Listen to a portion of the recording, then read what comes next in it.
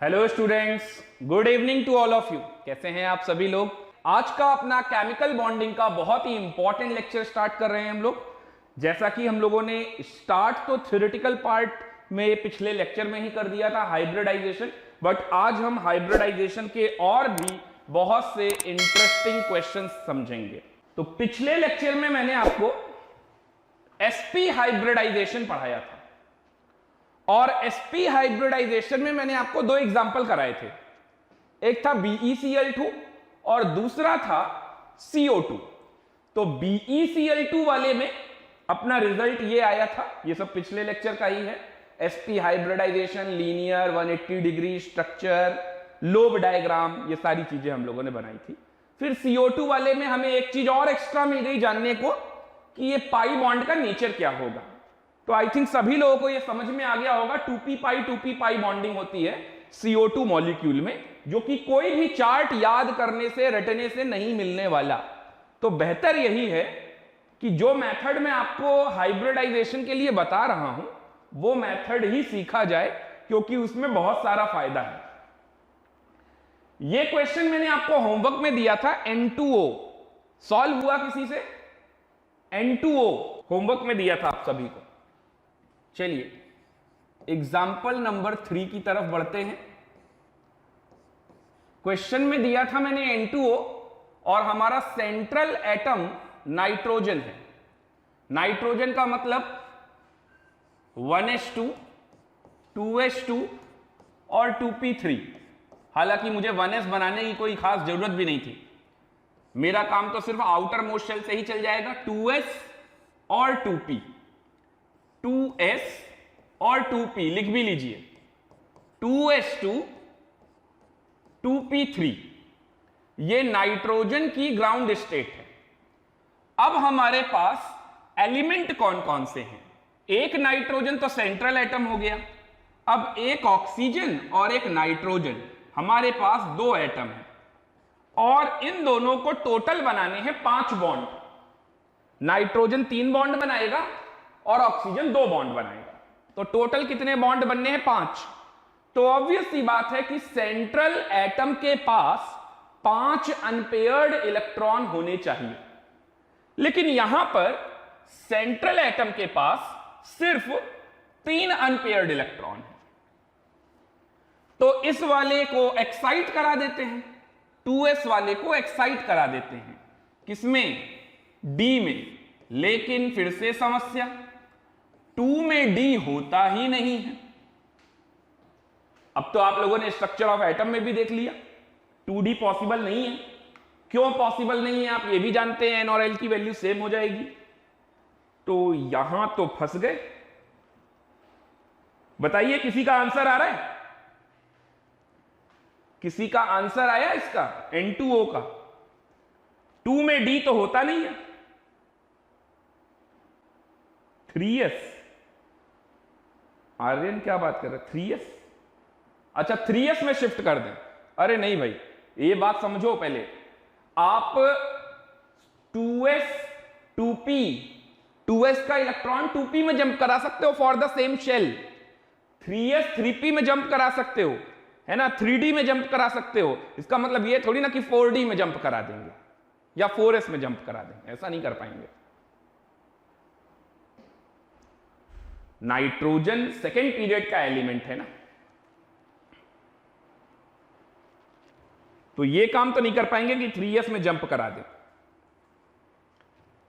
कुल मिलाके आपको ये बात अच्छे से समझ में आ जानी चाहिए कि यहां पर अगर 2D भी होता, 2 में sp,d,f कुछ भी होता, तो मैं इस इलेक्ट्रॉन को वहां जंप करा देता और मेरे पास 5 अनपेयर्ड इलेक्ट्रॉन बन जाते और मैं 5 अनपेयर्ड इलेक्ट्रॉन से 5 बॉन्ड बना लेता। बट समस्या क्या है? समस्या यह है 2 में D होता नहीं है और मुझे 5 बॉन्ड बनाने हैं और मेरे पास सिर्फ 3 अनपेयर्ड इलेक्ट्रॉन। तो ऐसे में तो यह सॉल्व होता नहीं दिखाई दे रहा। तो परेशानी में है तो ऊपर वाले को याद कीजिए, शायद ऊपर वाला आपकी मदद करे।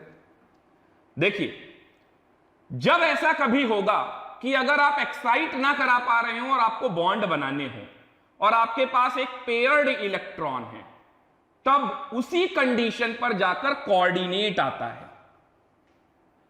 ये ऊपर वाला प्रकट हो गया। तब उसी कंडीशन पे कोऑर्डिनेट आता है। जबकि कॉसल-लुईस ऑक्टेट थ्योरी क्या कहती है, 8 बनाने के लिए कहीं पर भी एरो लगा दो, कहीं पर भी कोऑर्डिनेट बॉन्ड लगा दो, जिससे 8 दिखने लगे।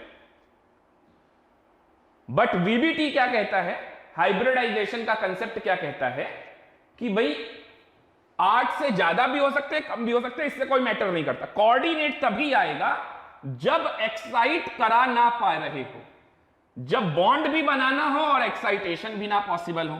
तो ऐसे में आप एक इलेक्ट्रॉन पेयर को as a coordinate bond use कर लेंगे। तो ये लोन पेयर नहीं कहलाएगा, ये कोऑर्डिनेट बॉन्ड की तरह काम करेगा। तो देखिए इस ऑक्सीजन को तो 2 इलेक्ट्रॉन मिल गए, अब बचे ये नाइट्रोजन के 3 इलेक्ट्रॉन और ये भी नाइट्रोजन के 3। तो पहला बॉन्ड इनमें क्या बन जाएगा, सिग्मा, और बाकी के 2 क्या बन जाएंगे, बाकी के 2 बन जाएंगे पाई। समझ गए? समझ गए तो जल्दी से नोट कर लो और रिजल्ट लिखना चालू करो। आपको क्या रिजल्ट मिला इसमें से? तो देखिए यहां पर पाई तो काउंट करेंगे नहीं, तो ऑब्वियस सी बात है सिर्फ कोऑर्डिनेट और सिग्मा काउंट करेंगे। यानी कि हाइब्रिडाइजेशन में सेंट्रल एटम नाइट्रोजन के कौन कौन से ऑर्बिटल पार्टिसिपेट कर रहे हैं, एक एस और एक पी। तो हाइब्रिडाइजेशन का नाम हो गया sp हाइब्रिडाइजेशन। समझ गए? चलो इसका स्ट्रक्चर बनाते हैं। नाइट्रोजन, नाइट्रोजन और एक ऑक्सीजन। तो आपने नाइट्रोजन और नाइट्रोजन के बीच में देखिए क्या किया, एक सिग्मा 2 पाई बना दीजिए, एक सिग्मा 2 पाई यानी ट्रिपल बॉन्ड। और नाइट्रोजन और ऑक्सीजन के बीच में क्या है, कोऑर्डिनेट बॉन्ड। अब आपको यह शेप कैसा दिखाई दे रहा है, तो इसकी ज्योमेट्री, क्या ज्योमेट्री के लिए बॉन्डेड एटम रिस्पॉन्सिबल हैं? बिल्कुल नहीं। तो इसकी ज्योमेट्री लीनियर, और ये मॉलिक्यूल का शेप भी हमें कैसा दिखाई दे रहा है, लीनियर शेप, लीनियर शेप। अब ये बॉन्ड एंगल अभी भी देख लीजिए आप, bond angle 180 degree, bond angle क्या आ रहा है, 180 डिग्री। अब आप सोचिए डाइपोल मोमेंट के बारे में। डाइपोल मोमेंट, यहां पर हम सिर्फ यह बताएंगे कि डाइपोल मोमेंट 0 होगा या नहीं होगा, सिर्फ इतना। डाइपोल मोमेंट एग्जैक्टली में उसकी वैल्यू क्या होगी, यह जानने के लिए आपको थोड़ा और, अभी जब बॉन्ड पैरामीटर पढ़ाना चालू करूंगा केमिकल बॉन्डिंग में, तब आपको बताऊंगा। फिर उसके लिए इंफॉर्मेशन भी चाहिए, चार्ज पता होना चाहिए और डिस्टेंस, चार्ज के बीच में डिस्टेंस कितना है। तो हम ये फॉर्मूला लगा लेंगे डाइपोल मोमेंट का। तो अभी हम सिर्फ ये फाइंड आउट कर रहे हैं कि डाइपोल मोमेंट 0 होगा या नहीं होगा। तो देखिए ये नाइट्रोजन के बगल में एक तरफ ऑक्सीजन है और एक तरफ नाइट्रोजन है। ऑक्सीजन इज मोर इलेक्ट्रोनिगेटिव, इसका मतलब ये वेक्टर इस तरफ जा रहा है और ये वेक्टर इस तरफ जा रहा है, और ये मोर इलेक्ट्रोनिगेटिव, तो इक्वल एंड अपोजिट वेक्टर नहीं है, इसलिए mu does not equal to 0। Mu, dipole moment mu does not equal to 0। अब बात करते हैं नेचर ऑफ पाई बॉन्डिंग। चलिए आप लोग बताएंगे क्या नेचर ऑफ पाई बॉन्डिंग कैसा होगा? क्या जैसे मैंने आपको CO2 सिखाया था, क्या वैसे ही आप यहां पर बता सकते हैं N2O में नेचर ऑफ पाई बॉन्डिंग क्या होगा? गुड, नमन ने आंसर दिया है। और किसी का आंसर, और किसी का आंसर नहीं आ रहा क्या? नाइट्रोजन का ये जो 2 इलेक्ट्रॉन है जो कि पाई बॉन्ड बना रहा है, ये 2p वाला है, तो ऑब्वियस सी बात है ये भी नाइट्रोजन के वो 2p वाले ही इलेक्ट्रॉन होंगे, है ना। तो 2p पाई 2p पाई, तो nature of pi bond, nature of pi bond कितना 2, कौन से 2p pi 2p pi 2p pi 2p pi, nature of pi bond. Clear हुआ? अब देखिए पिछले लेक्चर में तो मैंने आपको यह सब बताया कि भाई थोड़ा लंबा रूल है और थोड़ा लंबा मेथड है जिससे बहुत सारे रिजल्ट आ जाते हैं, बट ध्यान से सोचिए कि अगर आपका स्ट्रक्चर ऑफ एटम वाला पोर्शन यानी कॉन्फ़िगरेशन करना आपको अच्छे से आता है तो आपको बार बार ये सब बनाने की जरूरत नहीं है। इवन आप जितनी अच्छी प्रैक्टिस कर लेंगे, ये वाला पोर्शन आप माइंड में ही सेट कर लीजिए, माइंड में ही कैलकुलेट कर लीजिए कि कितना सिग्मा बन रहा होगा, कितना पाई बन रहा होगा, और डायरेक्ट रिजल्ट लिखना चालू कीजिए। बहुत फास्ट हो जाएगा, है ना? तो हम लोग वो जो शॉर्टकट याद करते थे ना, उससे भी फास्ट हो जाएगा। क्यों? क्योंकि वहां तो रटने पर नंबर आता था, फिर रटने पर ज्योमेट्री आती थी, फिर रटने पर अगर लोन पेयर आ गया तो शेप आता था। अच्छा, यहां लोन पेयर आए ना आए कोई फर्क पड़ेगा नहीं, कोई नया रूल, कोई चार्ट नहीं रटवाऊंगा, सब कुछ अपने आप आपको समझ में आएगा। क्लियर है? जल्दी से नोट कीजिए। ये 3 एग्जाम्पल थे, इन तीनों एग्जाम्पल्स में सभी में कुछ ना कुछ नया सीखने को मिला और इन तीनों एग्जाम्पल्स की प्रैक्टिस अच्छे से कीजिएगा। चलिए sp हाइब्रिडाइजेशन के बाद अब चलते हैं हम लोग sp2 हाइब्रिडाइजेशन। नोट कर लिया सभी ने?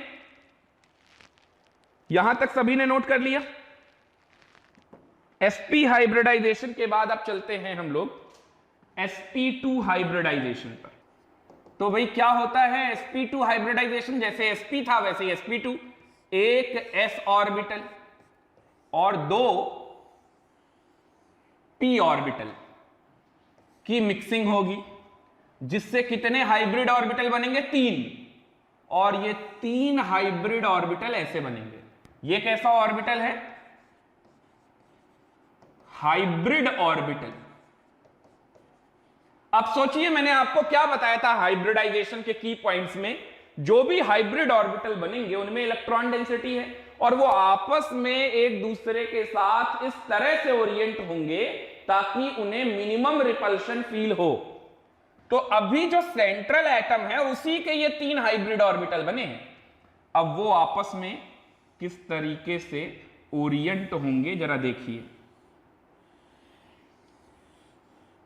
ऐसे ओरिएंट हो जाएंगे, ऐसे ओरिएंट हो जाएंगे। अब आप बताइए मुझे ये शेप आपको कैसा दिखाई दे रहा है? क्या आपको ये एक प्लेनर ट्राइगोनल की तरह नहीं समझ में आ रहा है? क्या ये वाला शेप आपको एक प्लेनर ट्राइगोनल जैसा नहीं लग रहा है? तो इसलिए इसकी ज्योमेट्री क्या हो जाती है? ज्योमेट्री क्या बन जाती है? Planar trigonal.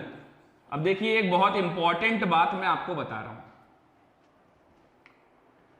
ये जो ज्योमेट्री डिसाइड हुई, ये हाइब्रिडाइजेशन शो करने वाले सेंट्रल एटम की वजह से डिसाइड हुई, है ना? सेंट्रल एटम का ही s ऑर्बिटल, उसी के 2 p ऑर्बिटल मिलकर 3 हाइब्रिड ऑर्बिटल बनाए और ऐसा बनाए और ज्योमेट्री क्या आ गई? Planar trigonal. क्या अभी कोई बॉन्डेड एटम आया? नहीं आया। अभी कोई भी बॉन्डेड एटम नहीं आया। आपसे कुछ सिंपल सवाल पूछे जा सकते हैं ऑब्जेक्टिव में फंसाने के लिए। लोन पेयर के आने से शेप में चेंज होता है कि ज्योमेट्री में? तो देखिए जब आप यहां पर बॉन्डेड एटम को और जोड़ देंगे तब आपका शेप तैयार होगा, मॉलिक्यूल का शेप आएगा। यानी अगर लोन पेयर आया तो शेप में बदलाव आएगा, लेकिन लोन पेयर के आने से ज्योमेट्री में कोई बदलाव नहीं आता। तो कभी भी अगर सवाल में लोन पेयर दिखाकर आपसे पूछे कि बताओ इसमें लोन पेयर के आ जाने से ज्योमेट्री में क्या फर्क पड़ेगा, तो ज्योमेट्री में कोई फर्क नहीं पड़ेगा, ज्योमेट्री रिमेन्स सेम। क्लियर हुआ? तो यहां पर नोट करके ये पॉइंट लिख भी लीजिए। Lone pair does not affect geometry, lone pair does not affect geometry formed by central atom. जो सेंट्रल एटम ज्योमेट्री फॉर्म कर रहा है, लोन पेयर उसका कुछ नहीं कर पाएगा। ठीक है, चलिए आप एग्जाम्पल से समझते हैं इन सब बातों को, एग्जाम्पल्स के थ्रू इन सब बातों को समझते हैं। नेट में कोई प्रॉब्लम तो नहीं आ रहा, वीडियो में कोई दिक्कत तो नहीं आ रहा है? एक बार जल्दी से कमेंट कीजिए, पॉज तो नहीं हो रहा है?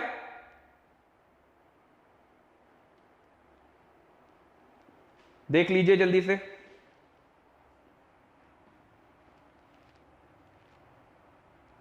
No problem, okay. बीच में ये घूम रहा था तो मुझे लगा शायद कुछ प्रॉब्लम है। चलिए एग्जाम्पल पे आते हैं। तो इसका सबसे बेहतरीन एग्जाम्पल sp2 हाइब्रिडाइजेशन का मैं पहला एग्जाम्पल यूज कर रहा हूं, एग्जाम्पल नंबर 1। ये example number 1 BCl3 boron trichloride BCl3। तो अब देखिए BCl3 में हमारा सेंट्रल एटम कौन है? बोरॉन। अब ये सब काम आप थोड़ा जल्दी करेंगे तो बहुत अच्छा होगा। बोरॉन का atomic number 5 1s2 2s2 2p1, यानी कि सीधा मैं लिख रहा हूं 2s2 2p1। अब ये सब काम आप जल्दी कीजिए, कॉन्फ़िगरेशन वाला पार्ट थोड़ा जल्दी करेंगे तो आपको लगेगा कि हां आप जल्दी सॉल्व कर पा रहे हैं। 2s2p।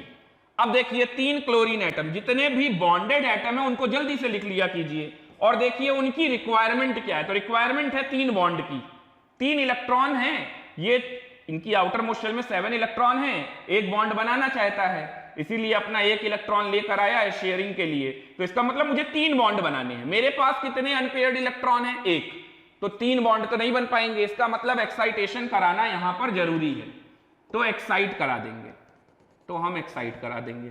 तो अब ये जो एक्साइटेड स्टेट में आएंगे उसमें ये ऐसा आ जाएगा, ये हो गया ग्राउंड स्टेट और ये हो गया एक्साइटेड स्टेट। तो अब ये बस सीधा सीधा सिग्मा बॉन्ड आप बना लीजिए, सिंपल। क्लियर हुआ? अब आप सोचिए कि हाइब्रिडाइजेशन में सेंट्रल एटम यानी बोरॉन के कितने ऑर्बिटल पार्टिसिपेट कर रहे हैं? 1s और 2p। तो बताइए हाइब्रिडाइजेशन क्या आ जाएगा? तो हाइब्रिडाइजेशन क्या बन गया हमारा? sp2। ज्योमेट्री तो बदलने वाली है ही नहीं, ज्योमेट्री तो पहले ही डिसाइड हो गई थी। ज्योमेट्री क्या है? Planar trigonal, planar trigonal, planar trigonal. और देखिए शेप में भी कोई बदलाव नहीं आएगा। अगर लोन पेयर नहीं होता है तो शेप और ज्योमेट्री सेम ही बनता है। यह भी वही प्लेनर ट्राइगोनल, प्लेनर का मतलब जो प्लेन में बन जाए, प्लेनर ट्राइगोनल। जैसे ये बोर्ड वाले प्लेन में BCl3 बनाया जा सकता है। ठीक है, स्ट्रक्चर तो सेंटर पे बोरॉन रख दीजिए और 3 क्लोरीन, तो तीनों को दूर दूर रखिए और बोरॉन से बराबर दूरी पर रखिए। और आपने किया क्या है? यहां पर सिग्मा बॉन्ड बनाया है। अब अगर डॉटेड लाइन से मैं इनको ज्वाइन करूं तो मुझे प्लेनर ट्राइगोनल जैसा दिखाई देगा कि नहीं? बताइए। अगर मैं डॉटेड लाइन से इनको ज्वाइन करूं तो मुझे ये प्लेनर ट्राइगोनल दिखाई देगा कि नहीं देगा? तो ये वाला एंगल या कोई भी एंगल आप देखेंगे तो वो कितना बनेगा? 120 डिग्री। तो ये जो हमारा बॉन्ड एंगल आ रहा है ये कितना आ रहा है? 120 डिग्री। अब बात करते हैं डाइपोल मोमेंट की। डाइपोल मोमेंट कितना होगा? म्यू। तो म्यू बराबर कितना होगा? 0। समझ में आ रहा है आपको? ये 2 वेक्टर हैं और ये 2 वेक्टर के बीच का एंगल कितना है? 120। तो यहां से रिजल्टेंट में क्या आएगा? वही Cl, और ये दोनों एक दूसरे को कैंसिल कर देंगे, म्यू बराबर 0।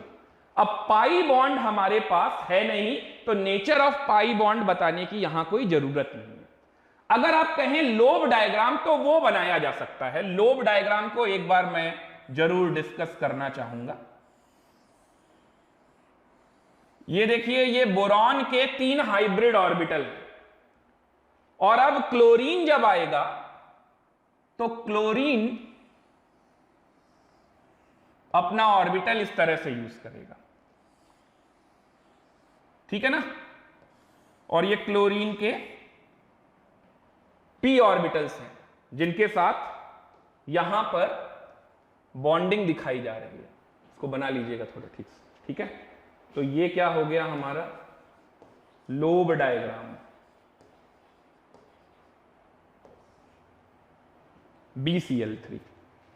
मान लीजिए यहां पर BH3 होता, हाइड्रोजन होता, तो मैं डंबल थोड़ी ना बनाता, फिर मैं स्फेयर बनाता, यहां पर स्फेयर लगाता BH3,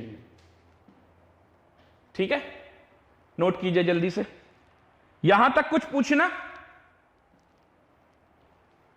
इसमें कोई डाउट? देखिए एक बार जल्दी से और बताइए, यहां तक कोई डाउट, कुछ पूछना है? Done, okay. तो ये तो हो गया पहला एग्जाम्पल। अब दूसरे एग्जाम्पल में चलिए कुछ और नया सीखते हैं। ये समझ में आ रहा है ना आपको, BCl3 वाला planar trigonal, 120 degree bond angle बनेगा। आप ऐसे समझ लीजिए कि ये जो ऐसे ब्लैक वाली जो बॉल है, ये बोरॉन है, और ये क्लोरीन है, ग्रीन वाले एटम, और ये सब सीधा एक प्लेन में है इस तरह से। तो ये एंगल कितना बनता जा रहा है? ये एंगल बन रहा है 120 डिग्री, ये वाला भी 120, और ये नीचे वाला भी 120। तो ये शेप कैसा बन रहा है? Planar trigonal, planar trigonal. Clear हो रहा है आपको?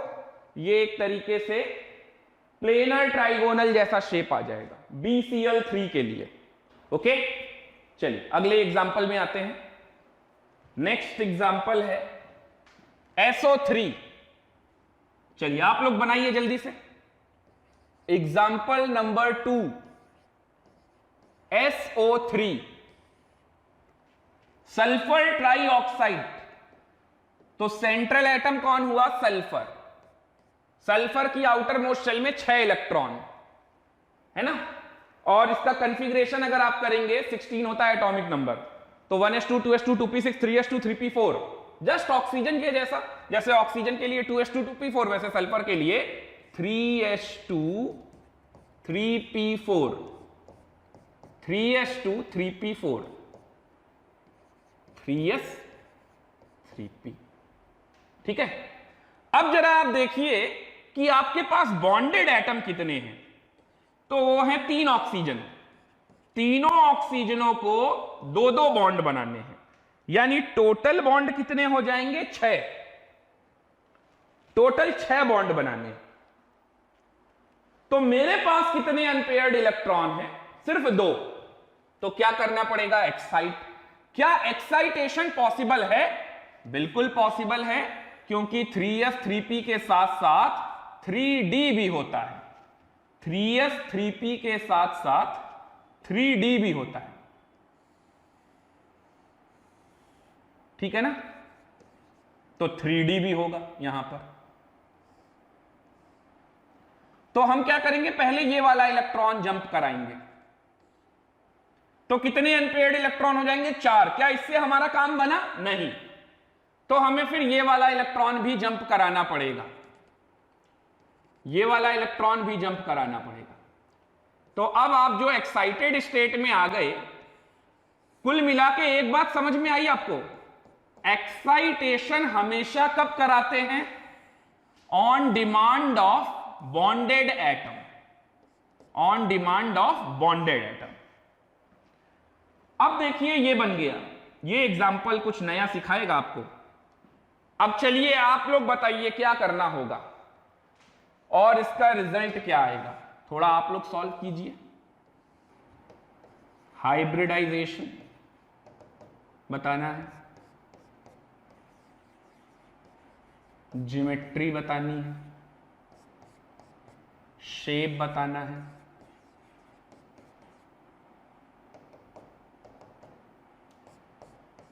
स्ट्रक्चर कैसा होगा। जितनी बातें हर बार बताते हैं। तो क्या किया जाए, मैंने आपको बताया था सबसे पहले क्या करना है, सिग्मा बॉन्ड बनाएंगे। सबसे पहले आप क्या करेंगे, सिग्मा बॉन्ड बनाएंगे। तो सबसे पहले जितने सिग्मा बॉन्ड हो सकते हैं पहले आप वो बना लीजिए, ठीक है। तो देखिए पहला सिग्मा बॉन्ड यहां बन गया एक, फिर एक सिग्मा बॉन्ड यहां बन गया, और फिर एक सिग्मा बॉन्ड यहां बन गया। 3 सिग्मा बॉन्ड बन गए। क्लियर है। अब क्या करना है, अब आपको बनाने हैं इनमें पाई बॉन्ड। तो पाई बॉन्ड बनाने हैं, 3 सिग्मा बॉन्ड बनने थे भाई, 2-2 बॉन्ड सभी बनाएंगे। तो पहले 3 क्या बना लिए, सिग्मा बॉन्ड। पहले सभी सिग्मा बॉन्ड बनाएंगे, फिर अब स्टार्ट होगा पाई बॉन्ड। ये पहला एक पाई बॉन्ड, ये दूसरा पाई बॉन्ड, और ये तीसरा पाई बॉन्ड। तो अब तैयार हो जाइए ये ढूंढने के लिए नेचर ऑफ पाई बॉन्डिंग कैसा होगा। अब बताइए हाइब्रिडाइजेशन क्या आने वाली है। हाइब्रिडाइजेशन में सेंट्रल एटम के कितने ऑर्बिटल पार्टिसिपेट किए, एक s, 3 p और 2 d। तो हाइब्रिडाइजेशन क्या हो गया, sp3d2। एक s, 3 p और 2 d। सही है। देखिए और बताइए।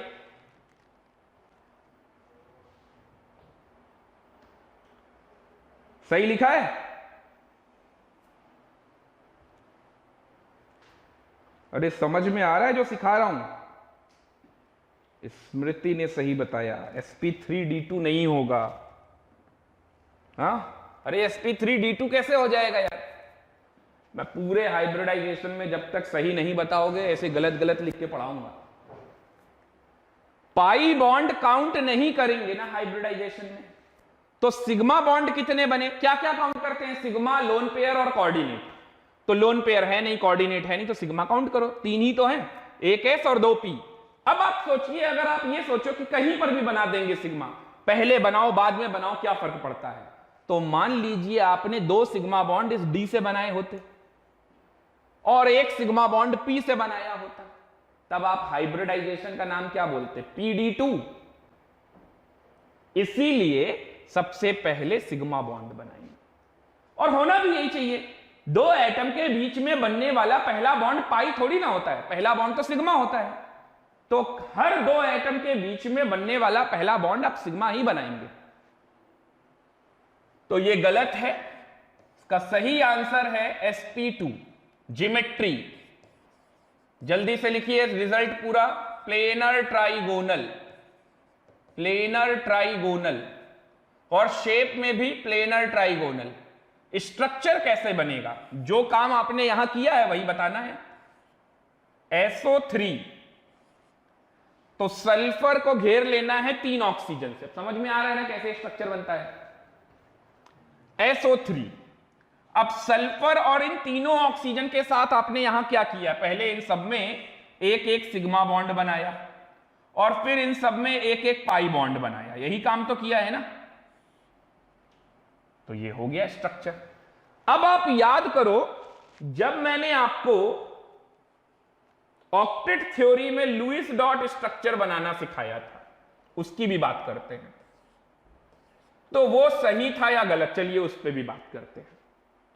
सल्फर को 2 बॉन्ड बनाने हैं और ऑक्सीजन को भी 2 बॉन्ड बनाने हैं। वहां पर हम ये करते थे कि देखो ऑक्टेट हो गया कंप्लीट, और फिर यहां पर एक कोऑर्डिनेट लगा देते थे, यहां कोऑर्डिनेट लगा देते थे, यानी फोकट में कोऑर्डिनेट, जहां मन कर रहा है 8 बन गया तो उसके बाद सब कोऑर्डिनेट, ऐसे बनाते थे। तो ये वाला जो स्ट्रक्चर है ये लुईस स्ट्रक्चर, लुईस स्ट्रक्चर, ठीक है। और ये वाला बाद में VBT के अकॉर्डिंग करेक्टेड स्ट्रक्चर है। तो अब हमें कौन सा बनाना है, देखिए सवाल अगर आता है कि draw the Lewis dot structure of SO3, Lewis dot structure, तो आप ये वाला बना दीजिएगा। और इस वाले में प्लेनर ट्राइगोनल जैसी कोई बात ही नहीं है, यहां तो बस ऑक्टेट कंप्लीट करके दिखाना है। और अगर सवाल में ये नहीं लिखा है लुईस डॉट स्ट्रक्चर, सिंपल पूछा है draw the structure of SO3, तो आपको ये वाला बनाना है। तो ये वाला मोस्ट करेक्टेड है, मोस्ट करेक्ट आंसर है, मोस्ट करेक्ट स्ट्रक्चर। समझ में आ गया? चलिए, dipole moment mu equal to 0, समझ में आ रहा है ना, रिजल्टेंट 0 बन जाएगा, म्यू इज इक्वल टू 0 आ जाएगा। नेचर ऑफ पाई बॉन्ड बताइए, यही तो जानना है, नेचर ऑफ पाई बॉन्ड, यही तो इंपॉर्टेंट सवाल है, यही तो ऐसा सवाल है जो इस मेथड को और रटने वाले मेथड को अलग कर पाएगा और ये बता पाएगा कि रटने से कुछ हासिल नहीं हो रहा है। तो नेचर ऑफ पाई बॉन्ड में देखिए, ऑक्सीजन के ये जो 2 इलेक्ट्रॉन हैं ये 2p ऑर्बिटल के हैं, 2p4, यही तो 2 इलेक्ट्रॉन हैं, यानी ये तो 2p पाई बनाएगा, ऑक्सीजन वाला एक सिग्मा बनाएगा और एक पाई बनाएगा, और यहां तो लिखा ही हुआ है। तो पहले का आंसर, पहले ये जो पाई बॉन्ड बन रहा है ये कौन सा हो गया, 3p पाई 2p पाई, और ये कौन सा हो गया, 3d पाई 2p पाई। तो नेचर ऑफ पाई बॉन्ड में एक बनेगा 3p पाई 2p पाई और 2 बनेंगे 3d पाई 2p पाई। ये सब बहुत इंपॉर्टेंट है, ध्यान रखिएगा। अब देखिए यहां तक कुछ पूछना है आपको, 3p पाई 2p पाई 3d पाई 2p पाई, क्लियर हुआ सभी को? समझ आ गया? चलिए अगले एग्जाम्पल में आते हैं। किसी का कोई डाउट तो नहीं है? चलिए ठीक है, नो डाउट। अगला एग्जाम्पल है एग्जाम्पल नंबर 3। एग्जाम्पल नंबर 3 में एक O और कम कर दो, यानी इसी SO3 से बना रहे हैं SO2। तो अगला एग्जाम्पल है SO2, चलिए बनाइए। Example number 3। अब थोड़ा जल्दी जल्दी सॉल्व करेंगे तो कम टाइम में ज्यादा से ज्यादा क्वेश्चन लगा पाएंगे, और जितने क्वेश्चन मैं यहां पर लगवा रहा हूं, जितने एग्जाम्पल मैं आपको बता रहा हूं, हर एग्जाम्पल आपको कुछ ना कुछ अच्छा सिखा के जाएगा। तो ये एग्जाम्पल बहुत इंपॉर्टेंट है, तो इन एग्जाम्पल्स को ही आपको घर पे अच्छे से प्रैक्टिस करना है, तो सारे क्वेश्चन बनने लगेंगे। चलिए अब बताइए SO2 में क्या करेंगे।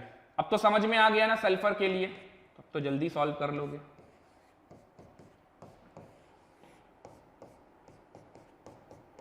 (3s2 3p4 और 2 ऑक्सीजन है। अब की बार तो सिर्फ 4 बॉन्ड बनाने हैं। ये रहा 3p, ये रहा 3s, 3 में d भी होता है, वो भी बना लेते हैं। तो अब की बार अपने को कितने अनपेयर्ड इलेक्ट्रॉन चाहिए सेंट्रल एटम के पास? 4, क्योंकि 4 बॉन्ड बनाने हैं। तो 4 बॉन्ड के हिसाब से क्या ये वाला एक्साइट कराएं? नहीं, सिर्फ इसको एक्साइट करने से काम बन जाएगा। अब आप कहोगे, आप में से कुछ लोग सोच रहे होंगे कि सर ने इसी को क्यों एक्साइट कराया, इसको क्यों नहीं कराया? बिल्कुल वैलिड सवाल है। इसी को क्यों एक्साइट कराया? क्योंकि बेटा 3p और 3d के बीच में एनर्जी गैप कम है, तो आसानी के साथ एक्साइट हो जाएगा, और 3s और 3d के बीच में एनर्जी गैप ज्यादा है। तो अगर मुझे दोनों एक्साइट कराना होता तब तो कोई फर्क ही नहीं पड़ता, जैसे पीछे किया, लेकिन अगर इन दोनों में से किसी एक को एक्साइट कराना है तो जहां कम एनर्जी लगेगी वहां पर एक्साइट करा देंगे, उसी को एक्साइट करा देंगे। समझ में बात आ गई? तो चलो जल्दी से अब एक्साइट कराओ और बताओ मुझे आंसर क्या आएगा। यहां आ गया, अनपेयर्ड से ही बॉन्ड बनाएंगे, तो इसका क्या करेंगे? ये कुछ नहीं करेगा, यानी ये वाला किसकी तरह काम करेगा? लोन पेयर, क्योंकि वो इलेक्ट्रॉन पेयर जो बॉन्ड नहीं बनाता उसे हम क्या कहते हैं? Lone pair. तो अब देखो भाई, ये पहला सिग्मा बॉन्ड बन गया और ये भी पहला सिग्मा बॉन्ड बन गया, और बाकी के क्या करेंगे? ये वाला पाई बॉन्ड बना देगा और ये वाला भी पाई बॉन्ड बना देगा। समझ आ गया? देख लो, कोई डाउट हो तो बताओ।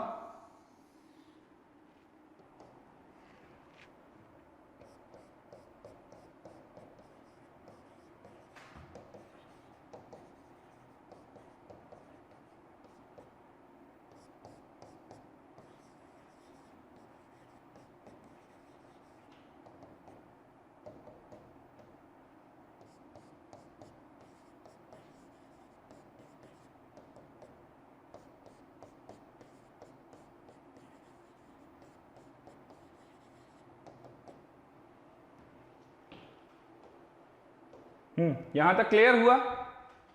कैसे पाई बॉन्ड बन रहा है, क्लियर हो रहा है?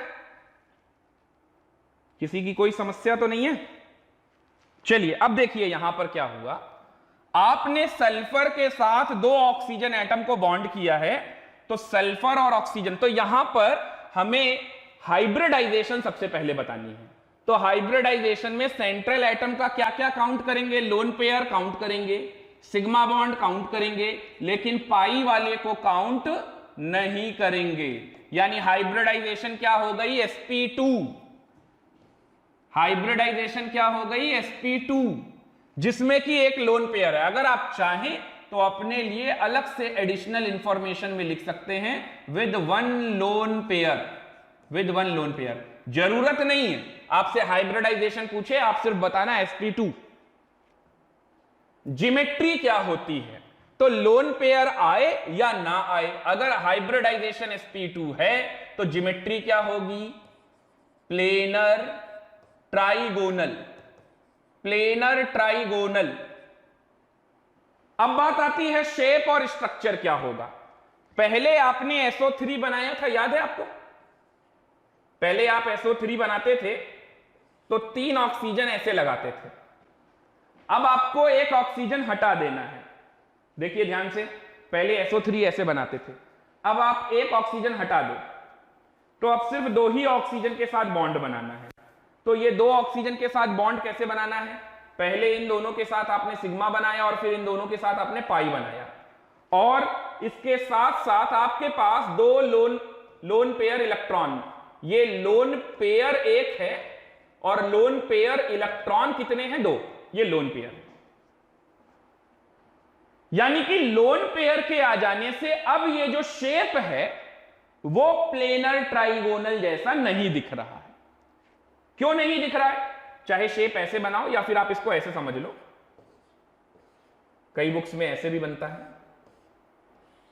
ये लोन पेयर वाला ऐसे दिखा दिया, ये लोन पेयर वाला ऐसे दिखाना है या ऐसे दिखाना है, ये भी लॉजिकल सवाल है।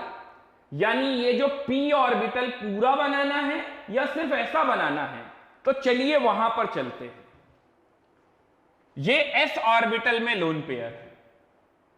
क्या ये s ऑर्बिटल प्योर है? नहीं, क्योंकि ये तीनों ऑर्बिटल की मिक्सिंग हो चुकी है। तो ये वाला ऑर्बिटल कौन सा है? हाइब्रिड ऑर्बिटल, प्योर ऑर्बिटल नहीं है, इसलिए ये नहीं बनाएंगे। ये सब भी बहुत अच्छे और इंटरेस्टिंग क्वेश्चंस होते हैं, और आपको बताऊं नेक्स्ट ईयर आपको ऑर्गेनिक में तो अगर ये सब नहीं आएगा तो भारी दिक्कतों का सामना करना पड़ेगा। ये हो गया हमारा हाइब्रिड ऑर्बिटल, ये हाइब्रिड ऑर्बिटल में है lone pair electron, pure orbital में नहीं है। तो ये लोन पेयर वाला इलेक्ट्रॉन इस बॉन्ड पेयर वाले इलेक्ट्रॉन को क्या करेगा? धक्का देगा, दबाएगा, इस तरफ रिपल्शन देगा और इधर से भी रिपल्शन देगा। तो पहले SO3 में ये 2 ऑक्सीजनों के बीच में, ये 2 ऑक्सीजन के बीच में बॉन्ड एंगल हुआ करता था 120 डिग्री, 120।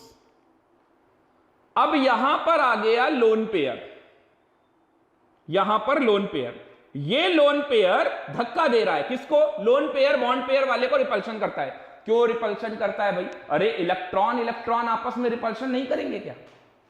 इसमें भी इलेक्ट्रॉन है, और ये जो बॉन्ड बनाया है आपने डबल बॉन्ड, इसमें सिग्मा बॉन्ड और पाई बॉन्ड, इसमें भी तो इलेक्ट्रॉन पेयर है शेयर्ड में। तो ये इसको भी धक्का देगा, इधर भी धक्का देगा। तो ऐसे तो ये वाले में भी इलेक्ट्रॉन है, ये वाले में भी इलेक्ट्रॉन है, तो क्या ये आपस में भी धक्का देते हैं? बिल्कुल देते हैं। स्ट्रेन डेवलप होना बोलते हैं, बिल्कुल स्ट्रेन डेवलप होता है। लेकिन बॉन्ड पेयर वालों में स्ट्रेन बहुत कम डेवलप होता है। सबसे ज्यादा रिपल्शन कहां होता है? सबसे ज्यादा रिपल्शन लोन पेयर के बीच में होता है, क्योंकि दोनों ही खाली है। अगर 2 लोन पेयर के इलेक्ट्रॉन पेयर हैं तो उनके बीच में सबसे ज्यादा रिपल्शन होगा। उससे कम लोन पेयर बॉन्ड पेयर के बीच में रिपल्शन होगा ये वाला, और सबसे कम बॉन्ड पेयर के बीच में रिपल्शन होगा। बात समझ में आ रही है? तो देखिए, ये जब ये धक्का देगा इसको, इधर वाले बॉन्ड को भी दबाएगा, इधर वाले बॉन्ड को भी दबाएगा, तो ये 120 से कुछ बॉन्ड एंगल क्या हो जाएगा? कम। कितना हो जाएगा? नहीं आता, क्योंकि यहां पर हम कोई लैब में थोड़ी ना बैठे हुए हैं, कोई बॉन्ड एंगल मेजरमेंट करने के लिए थोड़ी ना बैठे हुए हैं। यहां पर हमें बॉन्ड एंगल मेजरमेंट करने के लिए हमारे पास लैब नहीं है। हां, हम ये जरूर बता सकते हैं कॉन्सेप्ट के थ्रू कि ये जो बॉन्ड एंगल है ये 120 नहीं होगा। ये लोन पेयर बॉन्ड पेयर के रिपल्शन की वजह से ये बॉन्ड एंगल 120 से कुछ कम हो गया। कम क्यों हुआ? Due to lone pair bond pair repulsion. अब आप सोचिए, ये जो शेप बनता दिखाई दे रहा है, ये आपको कैसा शेप बनता दिखाई दे रहा है? तो ये इंग्लिश का वी बनता दिखाई दे रहा है, देखिए। तो इसका नाम क्या है शेप का? V shape. यही नाम भी है, वी शेप। एक नाम और है बेंट शेप, बेंट शेप। और एक नाम और है angular shape. V shape, bent shape, angular shape. Angular shape, angle में बेंट हो रहा है। क्या सभी को मेरी बातें समझ में आ रही हैं? V shape, bent shape, angular shape का क्या मतलब है? ये इस तरह से। तो ये वाला जो एंगल है थीटा, दैट इज, ये जो थीटा है, theta is less than 120 degree, is less than 120 degree. तो ये बॉन्ड एंगल में जरूर लिख लीजिएगा लेस देन 120 डिग्री।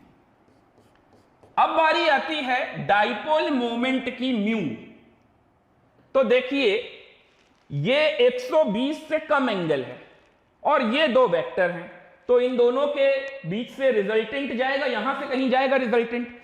उस रिजल्टेंट को कैंसिल करने के लिए ऊपर क्या है? कुछ भी नहीं, कोई बॉन्ड नहीं है, कोई वेक्टर नहीं है। ये तो एक तरीके से एम्प्टी स्पेस हुआ ना, इससे मत कैंसिल करा दीजिएगा। तो म्यू बराबर does not equal to zero, mu does not equal to zero, mu zero नहीं होगा। ठीक है, सही से इसको लिख लेंगे, mu does not equal to zero. Last, nature of pi bond. Nature of pi bond बताइए। तो पाई बॉन्ड का नेचर देखिए, ये 2p के इलेक्ट्रॉन है, ये 2p वाला ही इलेक्ट्रॉन है, और ये 3p वाला। तो 3p पाई 2p पाई, 3d पाई 2p पाई। तो एक बनेगा 3p पाई 2p पाई और एक बनेगा 3p पाई एक बनेगा 3d पाई, 3d पाई 2p पाई। 2p पाई तो दोनों में सेम रहेगा। क्या यहां तक किसी को कोई डाउट? क्या यहां तक किसी को कोई डाउट? जल्दी से देखिए और बताइए।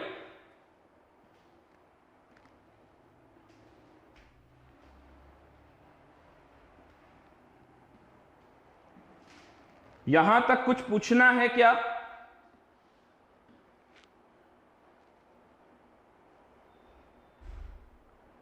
यहां तक क्लियर हुआ? नो समस्या, समझ में आया? ये पूरा कंसेप्ट मैंने आपको समझा दिया, और लोन पेयर के आने से शेप कैसे बदलती है यह भी मैंने आपको बता दिया। बॉन्ड एंगल में चेंज क्या होता है यह भी मैंने आपको बता दिया, बिना कोई चार्ट रटाए। और इसी को लोग बोलते हैं VSEPR थ्योरी की वजह से शेप बदल गया। ये lone pair repulsion, loan pair bond pair repulsion. तो बिना कोई VSEPR नाम लिए मैंने आपको लोन पेयर से, लोन पेयर आ जाने से शेप में कैसे बदलाव होता है, बॉन्ड एंगल में कैसे बदलाव होता है, सारी बातें बता दी। यानी कि केमिकल बॉन्डिंग में रटने का कोई कंसेप्ट ही नहीं है, यहां रटने वाला कोई काम ही नहीं है, रटने की कोई जरूरत ही नहीं पड़ेगी आपको। लेकिन अगर आप इस तरह से नहीं पढ़ोगे तो हर कदम पे आपको रटना पड़ेगा, हर कदम पे रटना पड़ेगा और ये लगेगा अच्छा ये वाला चार्ट। अच्छा, किताब वाले भी बहुत अच्छे हैं, किताब वालों ने भी क्या कर रखा है, खूब सारे चार्ट बना रखे हैं। अरे किताब वालों ने चार्ट इसलिए बनाए ताकि आपको सारी चीजें, सारे मॉलिक्यूल्स के शेप और ज्योमेट्री एक साथ मिल जाए और समझ में आ जाए। स्कूल टीचर्स ने इसका गलत फायदा उठाया। स्कूल टीचर्स ने क्या बताया, ये भी रटना है, ये वाला भी रटना है, और 2 आ जाए, 3 आ जाए, 4 आ जाए तो ये भी रटना है। समझ आ रहा है? SO2 क्लियर हुआ? तो इस तरह से लोन पेयर आएगा तो ये चेंज होगा। चलिए एक और बनाइए आप लोग। अभी तक हम लोगों ने जितने भी मॉलिक्यूल उठाए ये सभी न्यूट्रल मॉलिक्यूल उठाए, न्यूट्रल, है ना। अब जरा कैटायन एनायन के बारे में भी कुछ बात हो जाए। तो अगला एग्जाम्पल है इसी में, sp2 में 4th एग्जाम्पल है। sp2 में एग्जाम्पल नंबर 4 है CH3+, इसको बोलते हैं मिथाइल कार्बोकेटायन। ऑर्गेनिक में बहुत काम आता है, GOC जब आप पढ़ोगे तो वहां काम आएगा। इसीलिए कहते हैं कि ऑर्गेनिक केमिस्ट्री पढ़ने से पहले केमिकल बॉन्डिंग जरूर आनी चाहिए, ठीक है ना। तो CH3+ के लिए क्या करेंगे भाई, चलिए देखते हैं। कार्बन 1s2 2s2 2p2 है ना, वही सब है।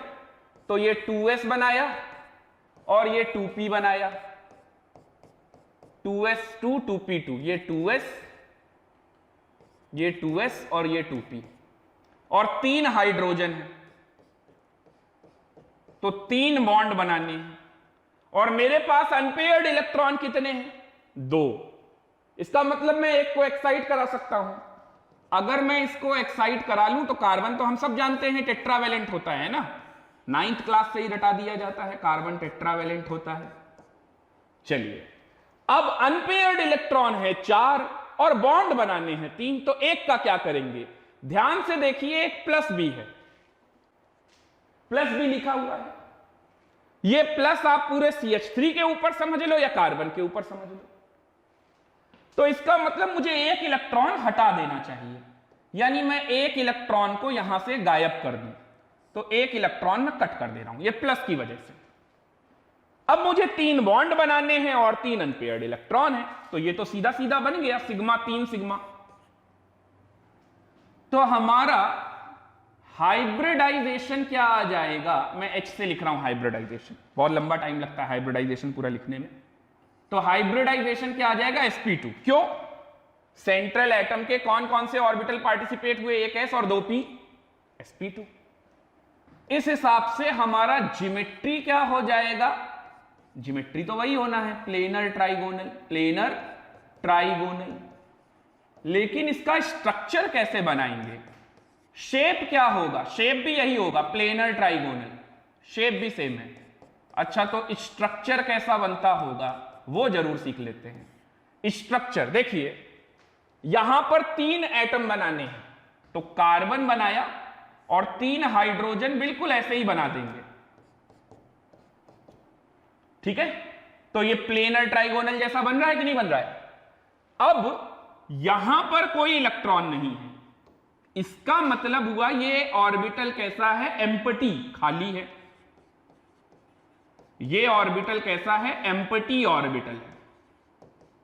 और ये क्या हाइब्रिडाइजेशन में पार्टिसिपेट किया, नहीं किया, यानी ये एम्प्टी ऑर्बिटल कैसा है, प्योर। ये एम्प्टी ऑर्बिटल कैसा है, प्योर। ध्यान से समझो, जितनी बातें मैं बोल रहा हूं एक भी वर्ड ऐसा नहीं है जो आपके काम का ना हो। अभी आपको लग रहा होगा कि सर हाइब्रिडाइजेशन ज्योमेट्री शेप बता दे रहे हैं और बाकी की जो बातें कर रहे हैं वो हम लोगों को ज्यादा समझाने के लिए कर रहे हैं। बिल्कुल बात सही है, आपको ज्यादा समझ में आ जाए इसीलिए ये सारी बातें कर रहा हूं, और इन सब बातों का एप्लीकेशन भी है। जैसे जैसे आप लोग ऑर्गेनिक की तरफ बढ़ोगे तो मेरी हर बात को अच्छे से याद रखोगे और मेरी हर बात आपको याद आएगी। कि मैं ये क्यों बता रहा था आपको, क्योंकि जो कुछ भी बता रहा हूं वो कहीं ना कहीं आगे यूज होना है।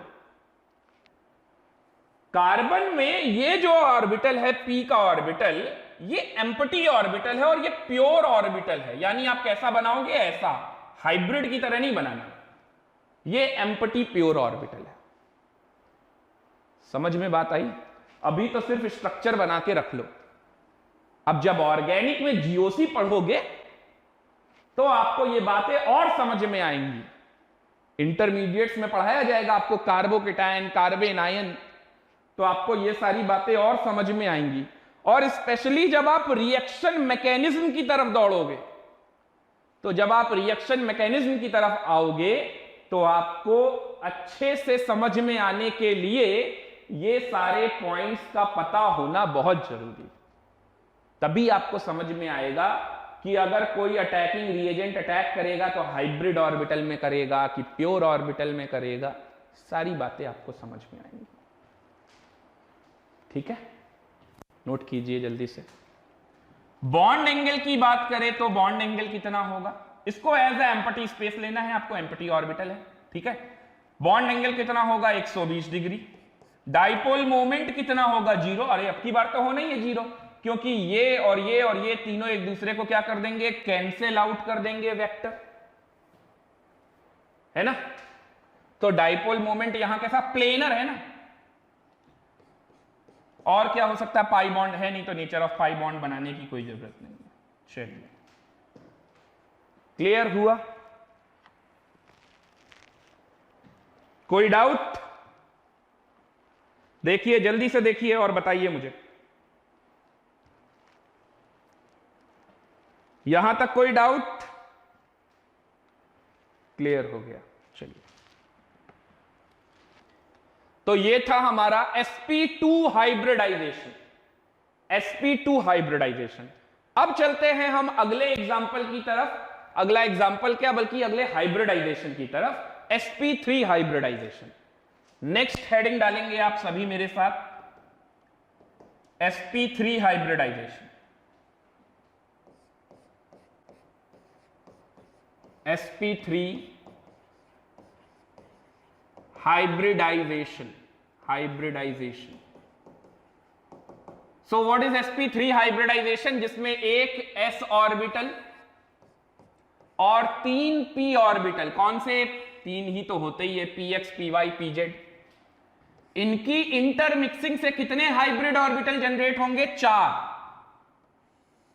इनकी इंटरमिक्सिंग से कितने हाइब्रिड ऑर्बिटल जनरेट होंगे, 4। ये हैं 4 वो हाइब्रिड ऑर्बिटल। और आप देख सकते हैं यहां पर p का परसेंटेज ज्यादा है, sp3 हाइब्रिड ऑर्बिटल है, p का परसेंटेज 75% आ रहा है। और मैंने आपको हाइब्रिडाइजेशन शुरू करते वक्त ही बताया था, जैसे जैसे s कैरेक्टर बढ़ाओगे ये लोब कैसा होगा, थिक, और जैसे जैसे p कैरेक्टर बढ़ेगा ये लोब कैसा होता जाएगा, थिन, और लॉन्गिविटी भी बढ़ती जाएगी। तो ये थिन और लॉन्ग लोब है।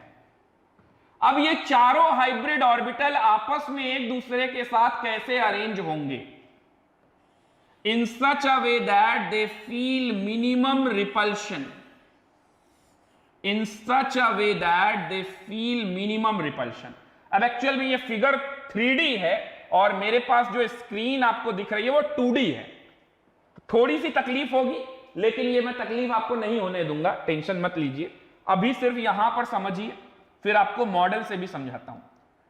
तो ये जो भी central atom sp3 hybridisation show कर रहा होगा, उसी सेंट्रल एटम के 4 हाइब्रिड ऑर्बिटल हैं और इस ज्योमेट्री का नाम है टेट्राहेड्रल। इस ज्योमेट्री का नाम है टेट्राहेड्रल। आपको बता दूं 3D में सबसे ज्यादा स्टेबल टेट्राहेड्रल ही होता है, 3D में सबसे ज्यादा स्टेबल टेट्राहेड्रल ही होता है। जब मकान बनाया जाता है, घर बनाया जाता है, तो कई जगह आप लोगों ने घर में ऐसा देखा होगा, ऐसा कुछ बनता हुआ इस तरीके का, फिर ऐसा, और नीचे बीम पिलर बन रहे हैं पूरे। तो ऐसा शेप लाने के लिए क्यों रखते हैं टेट्राहेड्रल, क्योंकि 3D का सबसे ज्यादा स्टेबल ज्योमेट्री है ये टेट्राहेड्रल। इनके बीच का जो बॉन्ड एंगल होता है ये होता है 109 डिग्री 28 मिनट, 109 डिग्री 28 मिनट। अभी कोई भी बॉन्डेड एटम नहीं आया, ये सेंट्रल एटम की वजह से ही ये ज्योमेट्री है। अब मान लीजिए मीथेन की बात कीजिए तो मीथेन sp3 होता है, मीथेन sp3 होता है, जनरल ऐसे मैं भी बोल देता हूं। टेक्निकली सही क्या है, मीथेन में कार्बन sp3 हाइब्रिडाइज्ड होता है। तो मीथेन के अंदर ये कार्बन लगा हुआ है sp3 हाइब्रिडाइज्ड में ऑर्बिटल। अब 4 हाइड्रोजन जोड़ने हैं तो H कैसा होता है स्फेरिकल, यहां लगा दीजिए सब जगह स्फेयर, बन गया मीथेन का लूप डायग्राम। समझ गए, ये क्लियर हुआ, इसमें कोई डाउट? जल्दी से देखिए और बताइए। यहां तक कोई डाउट, कुछ पूछना है? क्लियर, चलिए तो अपने को पहला एग्जाम्पल हम लोग ले लेते हैं। पहला एग्जाम्पल हमारा है मीथेन। चलिए अब बताइए, पूरा सॉल्व कीजिए। मेरे ख्याल से सभी लोग सॉल्व कर लेंगे, इसमें तो अब कोई भी रॉकेट साइंस नहीं है। कार्बन सेंट्रल एटम है, 2s2 2p2, ये carbon central atom 2s2 2p2। Hydrogen कितने हैं 4, हाइड्रोजन कितने हैं 4 हाइड्रोजन का मतलब 4 बॉन्ड बनाने हैं। और हमारे पास अनपेयर्ड इलेक्ट्रॉन कितने हैं, अनपेयर्ड हमारे पास सिर्फ 2 हैं, तो एक्साइट करा दो कार्बन टेट्रावेलेंट को।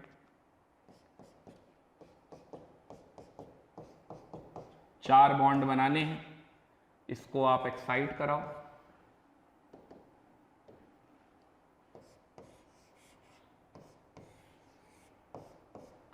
टू एस 2p, ये एक्साइट हो गया और 4 सिग्मा बॉन्ड बना दो। ठीक है, हाइब्रिडाइजेशन क्या आया, अब तो समझ में आ गया ना। हाइब्रिडाइजेशन क्या आया, sp3। ज्योमेट्री टेट्राहेड्रल, शेप वो भी टेट्राहेड्रल, कोई लोन पेयर आया नहीं, ज्योमेट्री शेप बराबर है। स्ट्रक्चर, तो स्ट्रक्चर कैसा बनेगा इसका, कार्बन सेंटर में, ये एक बॉन्ड, दूसरा बॉन्ड, तीसरा बॉन्ड और ये चौथा बॉन्ड, ये बाहर निकला होगा, प्लेन में नहीं है ये। टेट्राहेड्रल थोड़ी ना प्लेन में बन जाएगा। और ये बॉन्ड एंगल कितना है, 109 डिग्री 28 मिनट। स्ट्रक्चर ये रहा। ठीक है, अब आते हैं यहां पर बॉन्ड एंगल, या तो लिख ही लिया bond angle 109 degree 28 minute. Mu dipole moment कितना होगा, ये 3 जो आप देख रहे हैं कार्बन हाइड्रोजन बॉन्ड, इन सबका रिजल्टेंट यहां कहीं से जाएगा और वो इसको कैंसिल आउट कर देगा, यानी ओवरऑल ये सारे वेक्टर एक दूसरे को कैंसिल कर देंगे, तो म्यू बराबर 0 आएगा। म्यू 0 या नॉन 0 का मतलब प्लेनर नॉन प्लेनर से नहीं है, पोलर नॉन पोलर से है। म्यू 0 या नॉन पोलर, और mu does not equal to 0 polar. Planar और नॉन प्लेनर क्या होगा, जिसको प्लेन पे ड्रॉ किया जा सके वो प्लेनर, और जिसको प्लेन पे ड्रॉ नहीं किया जा सके वो नॉन प्लेनर। ठीक है, पाई बॉन्ड है नहीं। ओके, और अगर आप लोब डायग्राम बनाना चाहें तो वो आप ऐसे बना लीजिए,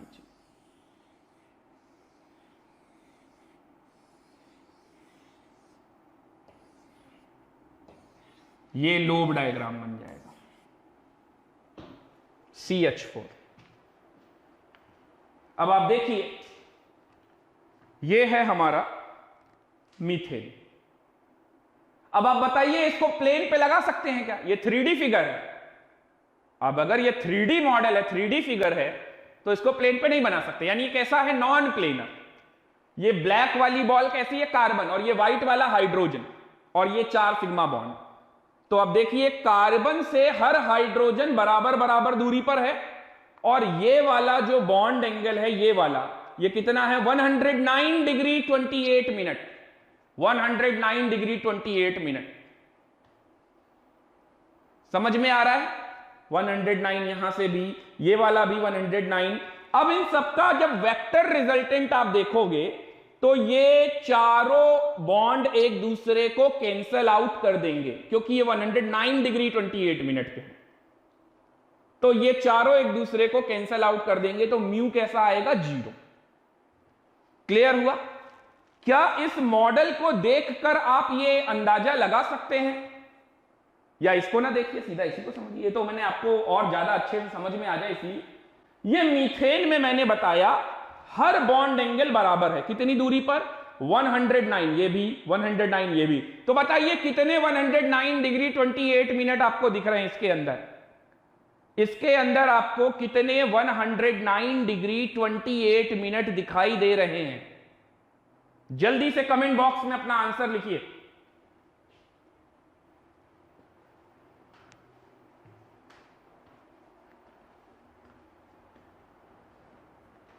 कितने 109 डिग्री 28 मिनट?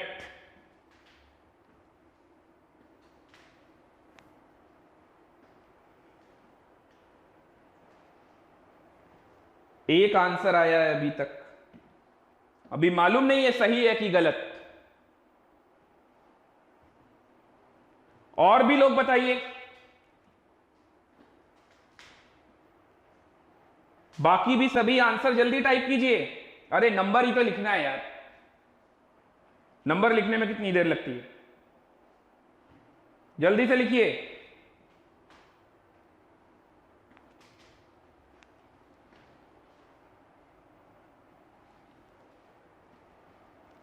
कितने 109 डिग्री 28 मिनट?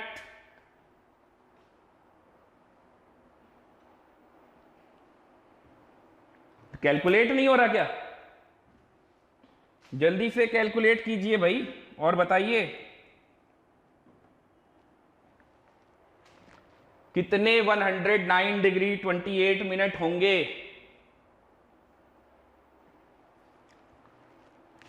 उधर जरूर ना समझ में आए, इधर देखकर लगता है 4, 1 2 3 4, बट ये गलत है। सही आंसर है 6। देखिए कैसे, 1 2 3 4 5 और 6। समझ में आ रहा है? तो 6 होंगे 109 डिग्री 28 मिनट। 6 क्लियर हुआ? देख लीजिए, पाई बॉन्ड है नहीं तो नेचर ऑफ पाई बॉन्ड भी बताते। अब जैसे जैसे आगे बढ़ेंगे नेचर ऑफ पाई बॉन्डिंग वाले क्वेश्चन कम आएंगे और भी नए नए कॉन्सेप्ट आपको मिलेंगे। ओके, जल्दी से नोट कर लीजिए इसे। चलिए आज का होमवर्क लिखिए।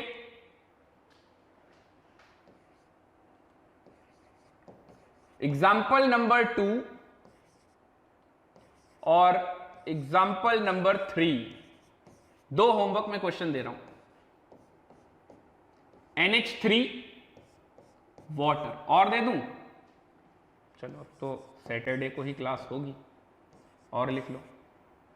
NH3 वाटर, कैटायन वाला ले लेते हैं एक, अमोनियम आयन, एनायन वाला ले लेते हैं एक, sulphate ion SO4 2-, sulphate ion, और एक और ले लेते हैं कार्बन आयन। ये सब इसलिए पढ़ा रहा हूं, हालांकि इसकी जरूरत नहीं पड़ेगी इतनी, लेकिन इसलिए पढ़ा रहा हूं ताकि आपका ऑर्गेनिक का भी काम बनता रहे। CH3-, ये गोला लगाना कोई जरूरी नहीं है, ठीक है ना? आप सिर्फ माइनस लिख दीजिए तब भी समझ में आएगा। तो ये आपके होमवर्क के क्वेश्चन हैं, इनको सॉल्व कीजिएगा और हम लोग मिलेंगे सैटरडे को। तब तक ये सब सॉल्व करके रख लीजिएगा, ओके? और आते ही सीधा आंसर देते जाइएगा। 4 नहीं हो सकता नंदिनी, सिर्फ 6 होगा बेटा, सिर्फ 6 होगा, 6 के अलावा और कुछ नहीं होगा, ठीक है? तो आज का लेक्चर हम यहीं पे फिनिश करते हैं। आज के लिए इतना ही, तब तक के लिए गुड नाइट, शुभ रात्रि, शब्बा खैर, bye bye to all of you.